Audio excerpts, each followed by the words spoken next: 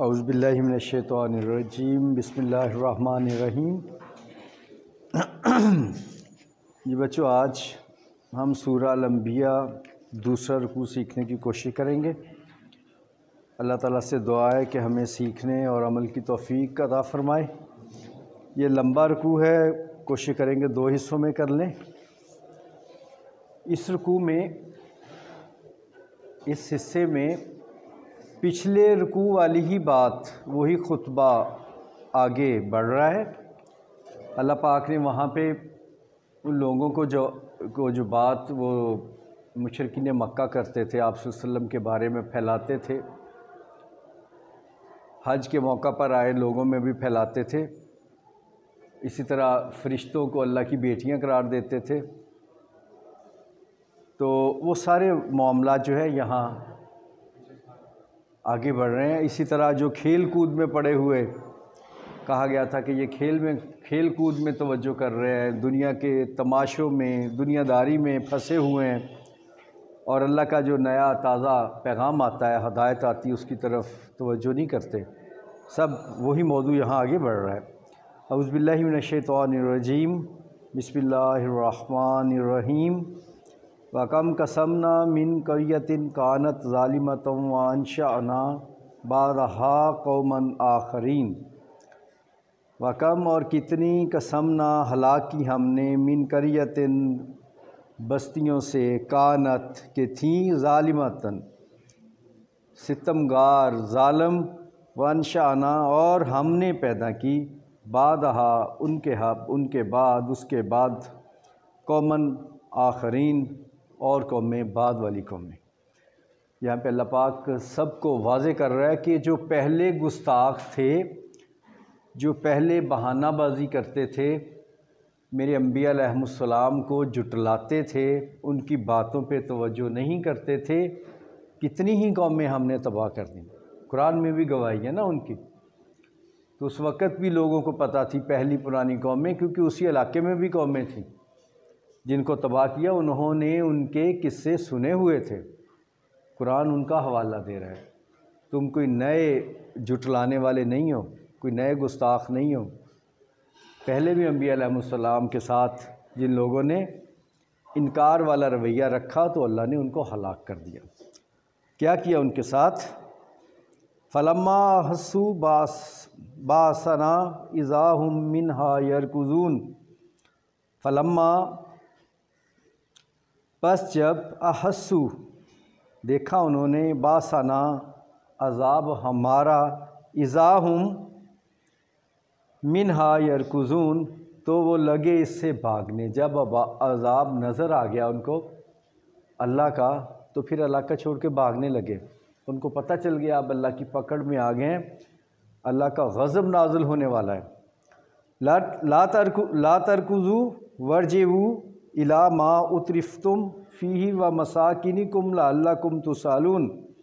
لا ترکضوا، نہ دوڑو، اب نہ بھاگو، وارجعوا اور لوٹ جاؤ، مڑو واپس، الی کی طرف، ما اترفتم اس جگہ جو فیہ اس جگہ جو تمہارے لیے آرام والی تھی، یعنی اپنے گھروں میں لوٹو نا اب تم، وَمَسَاكِنِكُمْ اور اپنے گھروں کی طرف، لَعَلَّكُمْ تُسْأَلُونَ تاکہ تم سے پوچھا جائے۔ اب تم سے پوچھا جائے، بتاؤ میرے بندے جو پیغام لے کے آئے تمہارے پاس، وہ سچے ہیں کہ نہیں؟ انہوں نے اس دن سے تمہیں ڈرایا تھا یا نہیں؟ اور جو میری باتیں اور جو میں کہتا تھا، کیا سچ ثابت ہونے کا دن آیا تو بھاگ رہے ہو آج تم؟ تین آیات میں اللہ پاک کیا فرماتا ہے کہ تم کوئی پہلے نہیں ہو کہ جنہوں نے انکار کیا، بلکہ پہلی قومیں بھی تھی، ہم نے ان کو ہلاک کر دیا، اور جب ان کے حساب کا وقت آیا تو وہ بھاگنے لگے، پھر تب اللہ سے ڈرے، اور تب ان سے کہا گیا اب نہیں بھاگو، اب رکو، اور اپنے وہ آرام والی جگہوں کی طرف، وہ جو بڑے بڑے عالی شان تم نے محل بنائے ہوئے تھے اور پرسکون گھر تھے تمہارے کاروبار تھے، بستیاں تھیں تمہاری، اب ان کی طرف لوٹو، تاکہ اب تم سے سوال کیا جائے۔ سوال کون سا ہوگا؟ کیا اللہ کا وعدہ سچا تھا؟ یہ پوچھا جائے گا نا۔ اب بتاؤ یہ کیا ہے، ذرا بچ کے تو دکھاؤ عذاب سے۔ یاد رکھے جب اللہ پاک کسی قوم پہ عذاب نازل کرتا ہے ایسا تو پھر ان کو پورا ختم کر دیتا ہے، پھر اس قوم پہ پوری طرح عذاب آتا ہے، پتھروں کی بارش ہو، سیلاب ہو، کوئی بیماری ہو، تو پھر وہ قوم نہیں بچتی، اس قوم کے لوگ نہیں بچتے، ان کی نسلیں آگے نہیں بڑھتی۔ اللہ پاک ان کو پوری طرح عبرت کا مقام بنا دیتا ہے باقی آنے والوں کے لیے۔ یہی یہاں بات کہی نا کہ ہم نے ان کو تباہ کر دیا اور ان کی جگہ اور لوگ پیدا کر دیے، پھر دیگر قومیں جو تھیں آس پاس کی انہوں نے ترقی پائی، آگے بڑھی، وہ برباد ہو گئے۔ کالو، تو انہوں نے کیا کہا جن کو کہا گیا کہ اب کدھر جا رہے ہو؟ کالو، وہ پکارے، یا ویلنا انا کننا ظالمین، ہائے ہم تو بے شک ظالم ہیں۔ تب پچھتائے وہ لوگ، ہم بے شک ظالم ہیں، ہم نے ظلم کیا۔ فما زالت تلک دعواہم حتی جعلناہم حصیدا، پس ہمیشہ رہا ایسے لوگوں کا تلک یہی دعواہم، ان کا دعویٰ، ان کی باتیں، ان کا پکارنا، یعنی وہ تب وہ پکارنے لگے، توبہ کرنے لگے، اللہ پاک سے معافیہ مانگنے لگے، تب پکارے۔ ہمیشہ، یہ یہاں مفہوم کیا ہے؟ ہمیشہ تب ہی یہ لوگ پکارتے ہیں پھر جب ان پہ عذاب نازل ہوتا ہے۔ حتیٰ جعلناہم حصیدا خامدین، حتیٰ کہ ہم نے ان کو کاٹ کے رکھ دیا۔ کاٹ کے رکھنا جو بھی میں نے پہلے بات کہی، یعنی جڑ سے کاٹ دینا، ان کی نسل ختم کر دی، پھر وہ نسل آگے نہیں چلتی، ان کی نسل کاٹ دی، ان کی جڑ ہی کاٹ دی۔ خامدین، اور جس طرح راکھ ہوتی ہے نا جلی ہوئی آگ کی، اس عذاب کے بعد اس راکھ کی طرح وہ لوگ ختم ہو گئے، ناکارہ راکھ کی طرح۔ وما خلقنا السماء والارض وما بینہما لاعبین، وما خلقنا، اور نہیں ہم نے پیدا کیا، نہ السماء والارض، آسمانوں اور زمین کو، آسمان اور زمین کو، وما بینہما لاعبین، اور جو کچھ ان کے درمیان ہے، لاعبین، کھیل کود کے لیے۔ یہ سب کچھ جو تمہیں زمین و آسمان میں دکھائی دیتا ہے یہ کوئی کھیل کود کی چیز نہیں ہے۔ کیا یہاں پہ حوالہ دیا جا رہا ہے؟ پیچھے شروع میں تھا کہ جب اللہ کا نیا حکم نازل ہوتا ہے تو یہ کھیل کود میں مشغول ہوتے ہیں، بے دھیان ہو جاتے ہیں۔ اب ان کو دوبارہ کہا جا رہا ہے یہ کوئی کھیل کود کی چیزیں نہیں ہیں جس میں لگے ہوئے تم۔ اللہ نے اپنی حکمت سے، خاص اپنی قدرت سے یہ جو چیزیں بنائی ہیں یہ تمہارے امتحان کے لیے، تمہیں نعمتیں عطا کی ہیں تاکہ پھر ان نعمتوں کا حساب لیا جائے، کیا ان کا جائز استعمال تھا، ٹھیک استعمال تھا۔ تو یہ کوئی کھیل کود نہیں ہے، یہ تو آزمائش کا ذریعہ ہے، اور تم لگے ہو کہ دل لگا کے بیٹھے ہو اور اپنے کھیل کود کا سامان بنا لیا اسے۔ وما خلقنا السماء والارض وما بینہما لاعبین، اور ہم نے جو کچھ بھی زمین اور آسمان اور ان کے بیچ میں پیدا کیا یہ کوئی کھیل کا سامان نہیں ہے۔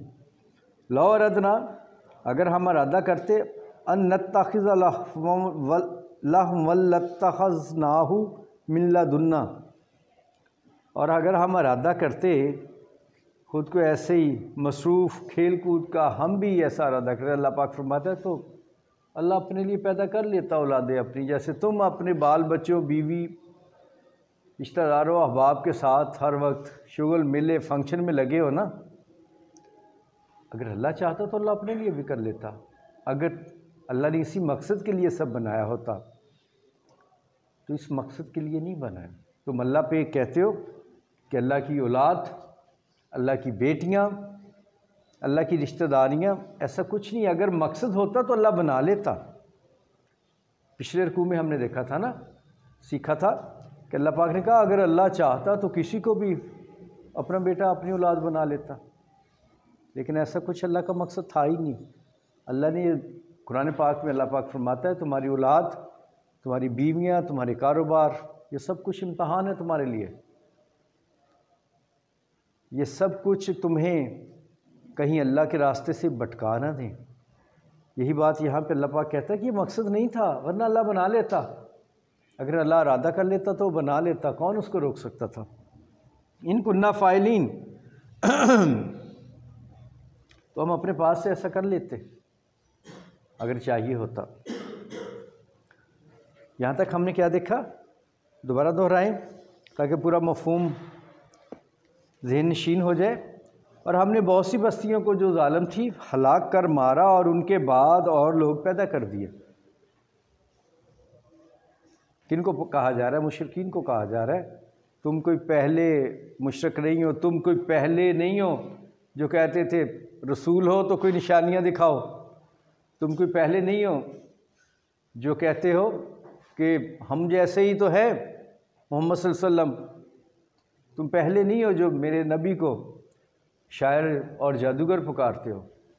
کتنی بستیاں تھیں، انہوں نے ایسی بہانہ بازیاں کر کے اپنے آپ کو تباہ کروا لیا، اور جب اللہ کا عذاب آیا تو پھر بھاگنے لگ گئے، پھر آنکھیں کھل گئی تھیں ان کی، پھر پکار رہے تھے کہ ہاں ہم ظالم ہیں، یا اللہ معاف کر دے ظالم ہے۔ تب کہا گیا نہیں، اب انہیں گھروں میں بسو جن کو برباد کرنے والے، اور پھر اللہ نے برباد کر دیا، ان کی نسلوں کو ختم کر دیا، جڑ سے کاٹ دیا، بجھی ہوئی راکھ کی مانند کر دیا۔ بہت سخت الفاظ ہے یہ، اللہ تعالیٰ ہمیں معاف فرمائے۔ اور ہم نے اگلی بات، اور ہم نے زمین و آسمان میں جو کچھ بھی پیدا کیا ہے لہو و لعب کے لیے نہیں پیدا کیا، کھیل کود کے لیے نہیں ہے، عیاشیوں کے لیے نہیں پیدا کیا سب کچھ، یہ سب تو امتحان ہے۔ اور اگر اللہ چاہتا ایسی باتوں کو تو اللہ اپنے لیے بھی کوئی ایسی بنا لیتا، کھیل کود کی کوئی چیز، اپنے لیے اولاد بنا لیتا، بیوی بچے بنا لیتا، اسی نے سب کو دیا نا، لیکن ایسا کچھ نہیں ہے۔ آگے کیا ہے؟ بل نقذف بالحق علی الباطل فیدمغہ فاذا هو زاہق ولکم الویل مما تصفون، بلکہ نقذف پھینکتے ہیں ہم، الگ کرتے ہیں، بالحق کی حق کو، علی الباطل باطل سے۔ بلکہ یہ کھیل کود نہیں ہے، ایسی چیزوں میں مصروف کر کے ہی تو پتہ چلتا ہے کہ اللہ کی راہ میں چلنے والا کون ہے اور اللہ کے راستے سے ہٹنے والا کون ہے۔ اللہ جب نعمتوں کی بھرمار کر دیتا کسی کو تو وہ شخص سمجھتا ہے یہ سب کچھ اس کی کمائی سے ہے، اس کی محنت سے ہے، اس کے ٹیلنٹ سے ہے، اور وہ غرور اور تکبر میں مبتلا ہو کے اللہ کو بھول جاتا ہے اور شیطان کے راستے پہ چلنے لگتا ہے۔ اس کو خوشامد اچھی لگتی ہے، اس کو تکبر اچھا لگتا ہے۔ اللہ پاک کہتا ہے یہ چیزیں تو حق کو باطل سے الگ کرنے کے لیے ہیں، کھیل کود کے لیے نہیں ہیں۔ فَيَدْمَغُهُ فَإِذَا هُوَ زَاهِقٌ، فَيَدْمَغُهُ پس توڑتا ہے سر اس کا، فَإِذَا پس هُوَ زَاهِق وہ فنا ہو جاتا ہے۔ کیا ہے؟ بلکہ اللہ نے تو حق اور باطل کوئی فرق کے لیے یہ چیزیں بنائی ہیں، تو جب حق کو اللہ، جب حق کو، حق کسے کہتے ہیں؟ سچائی کو، اللہ کے سچے رستے کو، اور باطل کیا ہے؟ اللہ کے مقابلے میں، اللہ کے راستے کے مقابلے میں، اسلام کے مقابلے میں وہ ہدایت جو انبیاء علیہ السلام لے کے آئے ان کے مقابلے میں ہر چیز باطل ہے، خواہ کتنی ہی دیکھنے میں اچھی کیوں بھلی کیوں نہ لگے۔ انسان کی گڑی ہوئی ہر بات جو اس ہدایت کے خلاف ہے، خواہ کتنی ہی فائدہ مند ہو، وہ باطل ہے، جھوٹ ہے وہ۔ تو قرآن کہتا ہے کہ یہ ہم تو حق اور باطل میں فرق کے لیے، اور جب ہم حق کو باطل پہ مارتے ہیں تو وہ فنا ہو جاتا ہے، زاہق، تو وہ فنا ہو جاتا ہے۔ کون؟ باطل ختم ہو جاتا ہے۔ یعنی جب مقابلہ ہوتا ہے، کتنی بڑی بات یہاں اللہ پاک ہمیں پیش گوئی دے رہے ہیں، جب بھی حق و باطل کا مقابلہ ہوگا باطل ختم ہو جائے گا، باطل نہیں رہ پائے گا، جتنی بھی اس کے پاس ٹیکنالوجی ہو، جتنی بھی اس کے پاس طاقت ہو۔ مقابلہ جب ایمان والوں کے ساتھ ہوگا جو حق پہ کھڑے ہوں گے تو فنا ہو جائے گا باطل۔ یہ ابھی امریکہ کو دیکھا نا، دنیا میں، افغانستان میں ساری ٹیکنالوجی، سب اربوں ٹریلین، 3 ٹریلین، 3 خرب ڈالر اور ہزاروں لاشوں کے ساتھ واپس لوٹ گیا۔ بدر میں دیکھا 313 تھے، مقابلے میں ہزاروں تھے۔ تبوک میں 30,000 کا لشکر لے کے جب نکلے نبی اکرم صلی اللہ علیہ وسلم تو مقابلے میں لاکھوں کی فوج کیسر روم لانے کی ہمت نہیں کر سکا۔ جنگ موتا میں 3,000 مسلمان تھے، 1,00,000 کی فوج تھی کیسر روم کی، اور وہ پھر بھی ہار گئے۔ کیا اللہ پاک فرماتا ہے حق اور باطل کے درمیان فرق کرنے کے لیے، اور جب ہم حق کو باطل پہ مارتے تو باطل ہار جاتا ہے، ٹوٹ جاتا ہے باطل۔ وَلَكُمُ الْوَيْلُ مِمَّا تَصِفُونَ، اور ان لوگوں کے لیے تو اب بڑی خرابی ہے، ویل کہتے ہیں تباہی کو، ان کے لیے تمہارے لیے بڑی تباہی ہے، مما تصفون، جو کچھ تم بیان کرتے ہو نا اللہ کے بارے میں، اللہ کے پیغمبر صلی اللہ علیہ وسلم کے بارے میں، باتیں گھڑتے ہو، باتیں بناتے ہو۔ کیا وہ باتیں بنانا ایسی خیال عقیدہ نہیں تھا؟ یہ لوگ پورے مقابلے میں اتر آئے تھے اور لوگوں کو آگے جا کے قبیلوں میں جا کے نبی اکرم صلی اللہ علیہ وسلم کے خلاف بھڑکاتے تھے، حتیٰ کہ یہاں تک تھے لوگوں کو کہتے تھے اکٹھے ہو جاؤ، نعوذ باللہ کسی دن محمد صلی اللہ علیہ وسلم اور ان کے ساتھیوں کو سب کو قتل کر دیں۔ یہ اتنے جری اور شیر ہو گئے تھے، یہ قتل کرنے کے منصوبے بنانے لگ گئے تھے۔ تو اللہ پاک یہاں فرماتا ہے کہ اب باری تمہاری ہے، اب تباہی تو تمہارے لیے ہے۔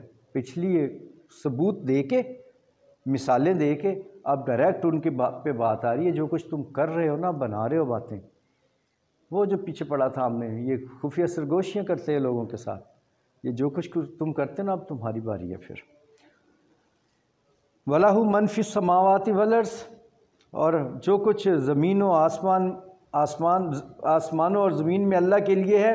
وَمَنْ عِنْدَهُ لَا يَسْتَكْبِرُونَ عَنْ عِبَادَتِهِ وَلَا يَسْتَحْسِرُونَ۔ وَمَنْ عِنْدَهُ، اور وہ جو نزدیک ہے اس کے، لا يَسْتَكْبِرُونَ، نہیں تکبر کرتے، عن عبادتہ، اپنی بندگی میں، ولا يَسْتَحْسِرُونَ، اور نہ تھکتے ہیں۔ وہ جنہوں، ایک تو یہاں پہ وہ بھی معنی آ سکتا ہے کہ جو اللہ کے خاص بندے ہیں، نیک بندے ہیں، وہ اللہ کی بندگی کرتے ہیں اور اس سے اکتاتے نہیں ہیں۔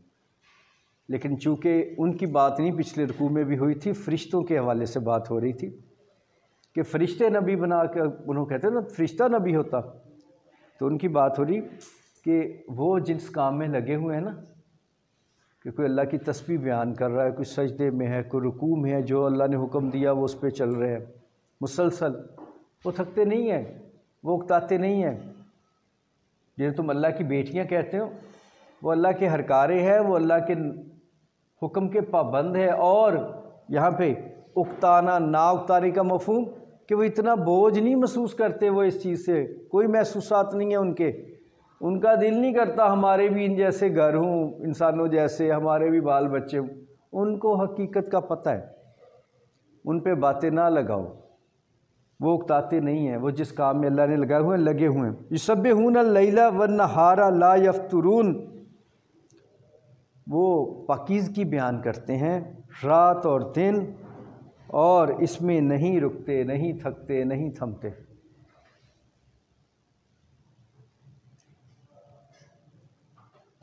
وہ دن رات اس کام میں مشغول ہیں جو اللہ نے ان کے ذمہ لگایا ہوا ہے۔ فرشتوں کی بھی یہاں صفائی آ رہی ہے، گواہی دی جا رہی ہے۔ پہلے عذاب کے بارے میں بات ہو گئی ہے، پہلے نبی اکرم صلی اللہ علیہ وسلم کے بارے میں بات ہو گئی کہ وہ بشری ہیں، تم جیسے نہیں ہیں۔ اس سے وہ بات ادھر نہیں لے کے جائے جو ایک نور اور بشر کا معاملہ متنازع ہے ہمارے ہاں فرقہ وارانہ۔ بس اتنا دیکھیں کہ اللہ کے بعد مرتبہ و مقام صرف اللہ کے نبی صلی اللہ علیہ وسلم کا ہے۔ بعد از خدا توئی، قصہ مختصر، یہ اقبال نے بڑا ہی خوبصورت فقرہ فارسی کا کہا تھا مصرع، اللہ کے بعد مرتبہ آپ کا ہے، ہمیں اتنا پتہ ہے۔ اور نور اور بشر کے معاملے جو ہیں علمی معاملے ہیں، علماء کے لیے چھوڑ دیں۔ ہمیں تو اتنا پتہ ہے کہ اللہ کے نبی صلی اللہ علیہ وسلم انبیاء میں بھی افضل ہیں، انسانوں میں بھی افضل ہیں، تو ایسی جو ہے وہ علماء کے لیے چھوڑ دیں۔ تو یہاں قرآن کیا کہتے ہیں، جب وہ کہتے تھے کہ فرشتوں، کوئی اللہ فرشتوں کو بھیجتا ہے، تب اللہ پاک کہہ رہا ہے کہ نہیں، یہ تم میں سے کئی لوگوں کے نبی اکرم صلی اللہ علیہ وسلم بھتیجے بھی ہیں، رشتہ دار ہیں، قریبی ہیں۔ ام اتخذوا آلہۃ من الارض ہم ینشرون،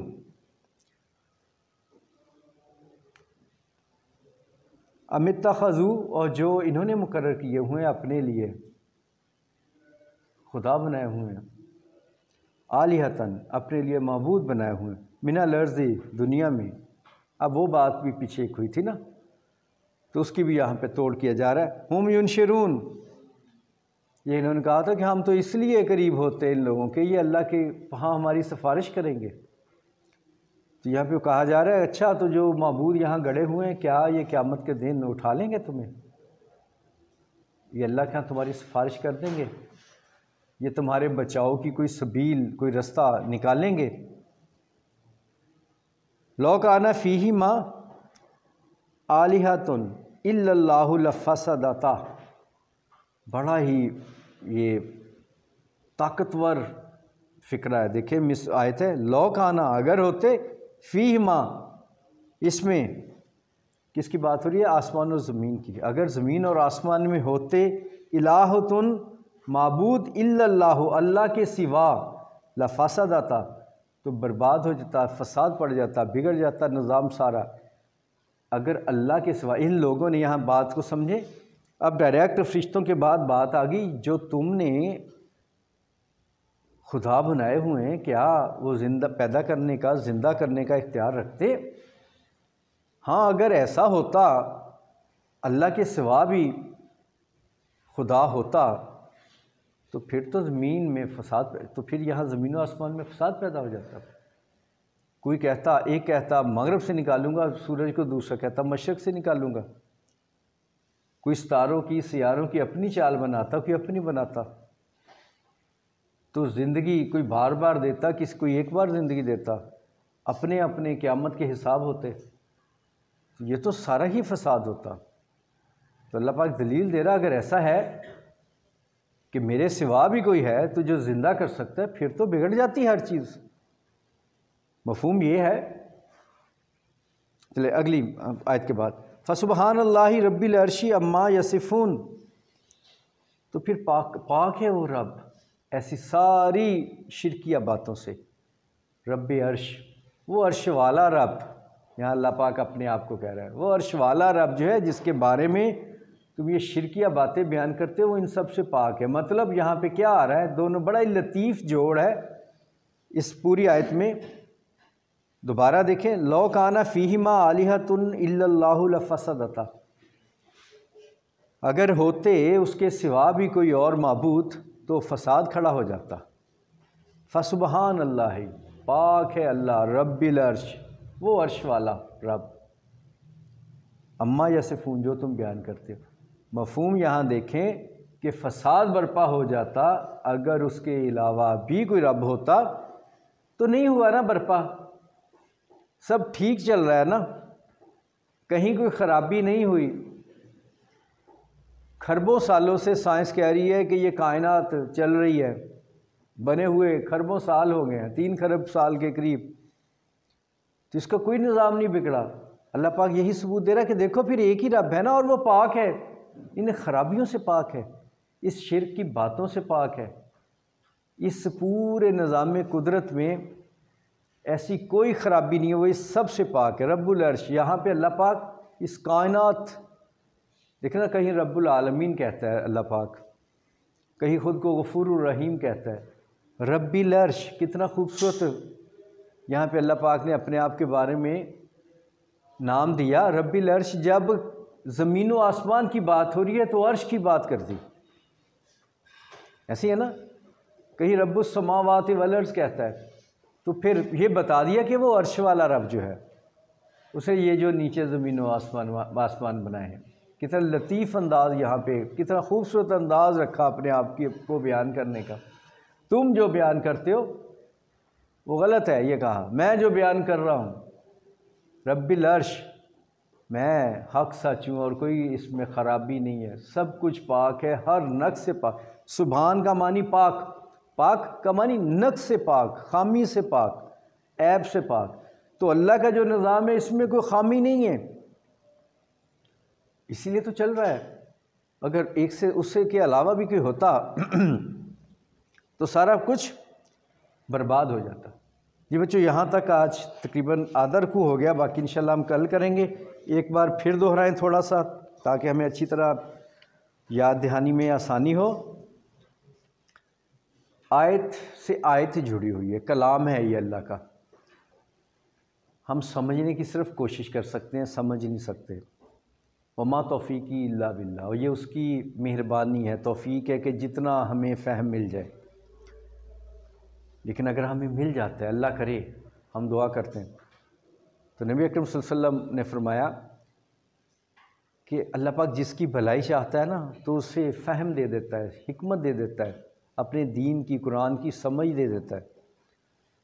اگر ہمیں سمجھ آنا شروع ہو گئی تو یہ خاص اللہ کا احسان ہے، تو ہم خوش نصیب ہیں۔ یہ ایک ثبوت ہوگا کہ اللہ کی خصوصی نظر رحمت ہم پہ ہے۔ جی صرف ترجمہ دیکھتے ہیں۔ اور کتنی ہلاک کی ہم نے بہت سی بستیوں کو جو ستمگار تھیں ہلاک کر مارا، اور ان کے بعد اور لوگ پیدا کر دیے۔ جب انہوں نے ہمارے عذاب کو دیکھا تو لگے اس سے بھاگنے۔ میں اوپر سے پڑھ رہا ہوں، توجہ رکھیں۔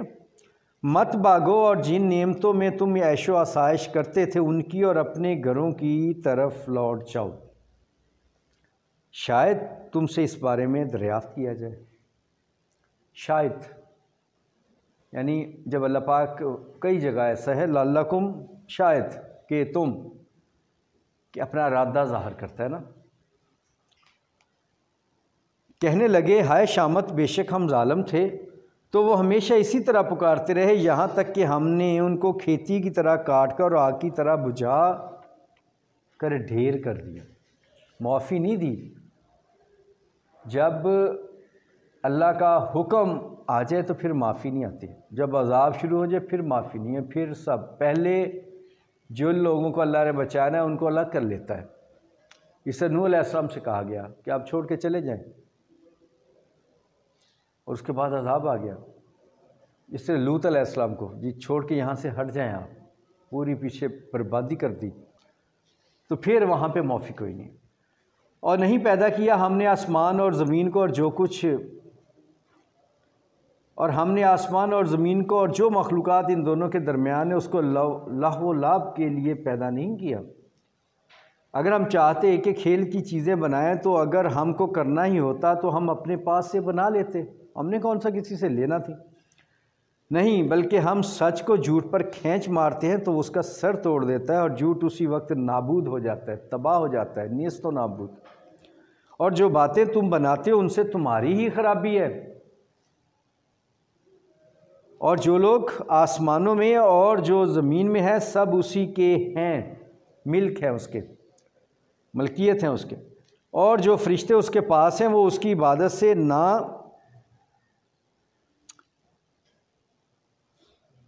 کیا لفظ یہاں لکھ دیا یہ، وہ اس کی عبادت سے نہیں اکتاتے، نہ انکار کرتے، رات دن اس کی تسبیح کرتے رہتے ہیں، نہ تھکتے ہیں نہ تھمتے ہیں۔ بھلا لوگوں نے جو زمین کی چیزوں سے بعض کو معبود بنا لیا ہے تو کیا وہ ان کو مرنے کے بعد اٹھا کھڑا کریں گے؟ اور اگر آسمان اور زمین میں اللہ کے سوا اور معبود ہوتے تو زمین و آسمان درہم برہم ہو جاتے۔ جو باتیں یہ لوگ بتاتے ہیں خدائے مالک عرش ان سے پاک ہے۔ پورا مفہوم بن رہا ہے، پچھلے رکوع کے ساتھ جوڑ کے آپ لوگوں نے پڑھنا ہے اسے، تو وہاں پہ کچھ باتیں جو ان کے الزامات تھے ان کی تردید کی جا رہی ہے، اور ٹھوس دلیل کے ساتھ، ایسی دلیلیں جن کا رد کوئی نہیں کر سکتا۔ تو ان سب کا جواب اللہ پاک اپنے نبی صلی اللہ علیہ وسلم کی زبان مبارک کے ذریعے ان مشرکین تک پہنچا رہا ہے۔ باقی انشاءاللہ کل دیکھیں گے، آپ اگلا حصہ بھی پڑھ کے آنا۔ چلیں جی، اللہ حافظ۔